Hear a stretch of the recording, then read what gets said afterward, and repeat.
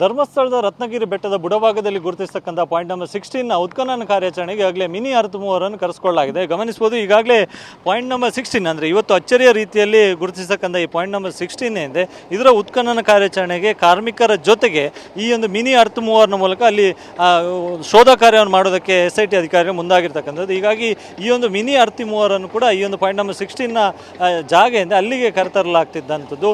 ಇಲ್ಲಿ ಏನು ಆ ಪಾಯಿಂಟ್ ನಂಬರ್ 16 ಇಲ್ಲಿ ನೀವು ಗ್ರೀನ್ ನೆಟ್ ಏನು ಕಾಣಿಸ್ತಾ ಇದೆ, ಈ ಗ್ರೀನ್ ನೆಟ್ನ ಆ ಭಾಗದಲ್ಲಿ ಪಾಯಿಂಟ್ ನಂಬರ್ 16 ಇರ್ತಕ್ಕಂಥದ್ದು. ಸದ್ಯ ಸುತ್ತಲೂ ಕೂಡ ಈ ಗ್ರೀನ್ ಏನು ಶೇಡ್ ನೆಟ್ ಇದೆ ಇದನ್ನು ಅಳವಡಿಸಿರ್ತಕ್ಕಂಥದ್ದು. ಸೊ ಒಳಗಾಗಿರ್ತಕ್ಕಂಥ ಕಾರ್ಯಾಚರಣೆ ಯಾರಿಗೂ ಕೂಡ ಹೊರಭಾಗಕ್ಕೆ ಗೊತ್ತಾಗಬಾರ್ದು ಎನ್ನುವಂಥ ನಿಟ್ಟಿನಲ್ಲಿ ಈ ಕ್ರಮವನ್ನು ಅಳವಡಿಸಿಕೊಳ್ಳಲಾಗಿದೆ. ಇದರ ಜೊತೆಗೆ ಆ ಪಾಯಿಂಟ್ ನಂಬರ್ 16 ಗುರುತಿಸತಕ್ಕಂಥ ಹೊಸದಾಗಿ ಗುರುತಿಸತಕ್ಕಂಥ ಪಾಯಿಂಟ್ ನಂಬರ್ 16ನ ಸುತ್ತಲೂ ಕೂಡ ಪೊಲೀಸ್ ಭದ್ರತೆಯನ್ನು ಹೆಚ್ಚಿಸಲಾಗಿರ್ತಕ್ಕಂಥದ್ದು. ಪೊಲೀಸ್ ವಾಹನವನ್ನು ಕೂಡ ಅದರ ಮುಂಭಾಗದಲ್ಲಿ ಇರಿಸಿಕೊಳ್ಳಲಾಗಿದೆ.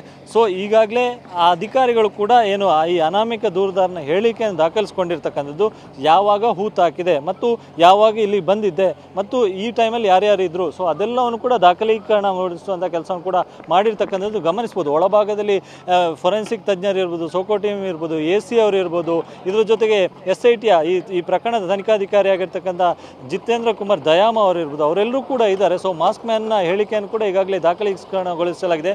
ನೀವು ಗಮನಿಸ್ಬೋದು, ಅಲ್ಲಿ ಈಗಾಗಲೇ ಪಾಯಿಂಟ್ ನಂಬರ್ 16ನ ಆ ಗುರುತಿಸತಕ್ಕಂಥ ಸ್ಥಳವನ್ನು ಈ ಕ್ರೈಮ್ ಸೀನ್ ಟೇಪ್ ಎಂದೆ ಅದನ್ನು ಅಳವಡಿಸಿ ಸೊ ಅದನ್ನು ಪಾಯಿಂಟನ್ನು ಗುರುತು ಮಾಡಿರ್ತಕ್ಕಂಥದ್ದು. ಸೊ ಇಲ್ಲಿ ಉತ್ಖನನ ಕಾರ್ಯಾಚರಣೆ ನಡೆಯುತ್ತೆ. ಸೊ ಇಲ್ಲಿ ಎಷ್ಟು ಶವ ಹೂತಾಕಿದ್ದಾನೆ ಅನ್ನುವಂಥದ್ದು ಬಗ್ಗೆ ಇನ್ನಷ್ಟೇ ಮಾಹಿತಿ ಗೊತ್ತಾಗಬೇಕಾಗಿದೆ. ಸೊ ಸದ್ಯ ಆ ಭಾಗದಲ್ಲಿ ಈ ಪ್ರದೇಶದಿಂದ ಇಲ್ಲಿ ಸಾಕಷ್ಟು ಡೆವಲಪ್ಮೆಂಟ್ ವರ್ಕ್ಗಳು ಕೂಡ ಆಗಿದೆ. ಈ ಒಂದು ಕಡೆಯಿಂದ ರಸ್ತೆ ಇದೆ, ಇನ್ನೊಂದು ಕಡೆಯಿಂದ ಆ ರಸ್ತೆಯ ಅಂಚು ಅಂದರೆ ಇಳಿಜಾರು ಪ್ರದೇಶ ಇದೆ, ಆ ಭಾಗಕ್ಕೆ ಮಣ್ಣನ್ನು ಕೂಡ ಹಾಕಲಾಗಿದೆ. ಸೊ ಅಲ್ಲಿ ಡೆವಲಪ್ಮೆಂಟ್ ವರ್ಕು ಕೂಡ ಆಗಿರೋದ್ರಿಂದಾಗಿ ಸೊ ಅಲ್ಲಿ ಅರ್ತ್-ಮೂವರನ್ನು ಬಳಸಬೇಕಾದಂಥ ಅನಿವಾರ್ಯತೆಯೂ ಕೂಡ ಇದೆ.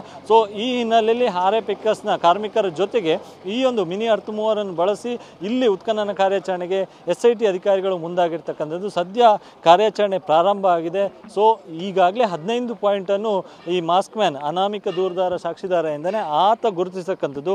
ಈ 15 ಪಾಯಿಂಟ್ಗಳಲ್ಲಿ ಈ ಸದ್ಯ 13ನೇ ಪಾಯಿಂಟ್ ಪೆಂಡಿಂಗ್ ಇದೆ. ಉಳಿದಂತೆ 14 ಪಾಯಿಂಟ್ಗಳ ಶೋಧ ಕಾರ್ಯ ಈಗಾಗಲೇ ಮುಗಿದಿದೆ. ಆದರೆ ಪಾಯಿಂಟ್ ನಂಬರ್ 6 ಹೊರತುಪಡಿಸಿದಂತೆ ಬೇರೆ ಯಾವುದೇ ಪಾಯಿಂಟ್ಗಳಲ್ಲೂ ಕೂಡ ಯಾವುದೇ ಮಾನವನ ಕಳೆಬರಗಳು ಕೂಡ ಸಿಕ್ಕಿಲ್ಲ.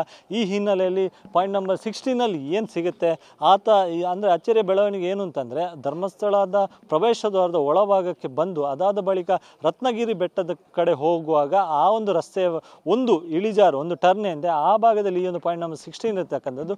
ಸದ್ಯ ಆತ ಅನಾಮಿಕ ಸಾಕ್ಷ್ಯ ದೂರುದಾರ ಏನು ಈಗ ಗುರುತಿಸತಕ್ಕಂಥ ಪಾಯಿಂಟ್ ನಂಬರ್ 16ನಲ್ಲಿ ಶೋಧ ಕಾರ್ಯ ಆರಂಭ ಆಗಿದೆ. ಕ್ಯಾಮ್ರಾ ಪರ್ಸನ್ ವಿಲ್ಫೇಜ್ ಜೊತೆ ಅಶೋಕ್, TV9 ಧರ್ಮಸ್ಥಳ.